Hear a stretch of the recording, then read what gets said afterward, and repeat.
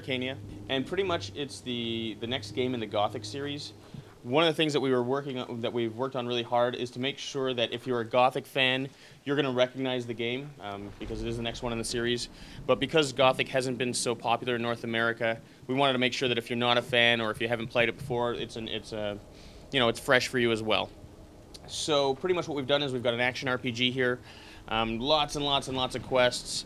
We're looking at somewhere between 30 hours of gameplay and up to 50 and 80 if you're really hardcore and you have to get everything. We're looking at the PC, the 360, and the PS3. So one of the cool things that we've got here, you can actually see that the lights shining through all the trees and stuff like that, and the rain coming down. You can actually see that there is rain moving downhill because we've actually got it set up dynamically, so it's a texture that's affected by physics. What's cool about that is as you're going through the game, if it rains and you're in the right area, you're actually going to see puddles start to form on the ground and stuff. So it's really sort of interesting, and it never happens the same way twice. Something else that's cool is in the Gothic series, NPCs actually react to the time of day and everything else, and the weather. So what we've done is we're going to give you spells where you can control them. So if you don't feel like attacking someone, that was a nice long jump there. Obviously in the final game that would kill you, but we've got E3 privileges.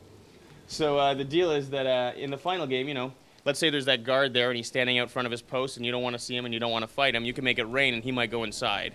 So it's going to give you an option. So I'm just going to show you what happens when I turn the rain off.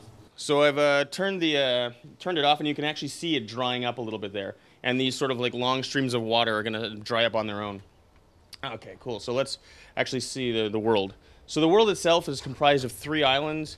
The one that we're on right now is sort of the big main island. It's about 85% of the game. And pretty much the way it works is it's split into about 7 different areas, and they open up almost in GTA style. So you open up, once you open up one area, then you can always go back. So it's a sandbox game. This area is called Tushu. It's a bit of a swamp. You can actually see the haze if you look out on the swamp water there. And if we look up, you can see where we just were. We were up in this giant tree. This is actually the Mages Guild in this game, and I guess the mages have the abilities to mess with nature.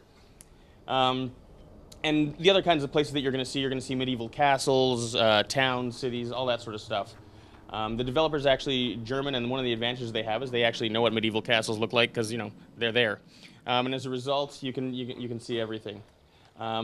So each of those different areas actually have their own culture, and you'll actually be able to see them in the arms and armor. So if I turn around for a second here, you can see the front of my shield has a very distinct pattern on it.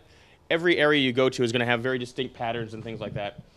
So for instance, you start off in a little fishing village, and if you get weapons from there, they've actually got sort of fish motifs, almost like Celtic scroll work and stuff. So there's a lot of attention to detail, so if you're interested in looking at that, it's there.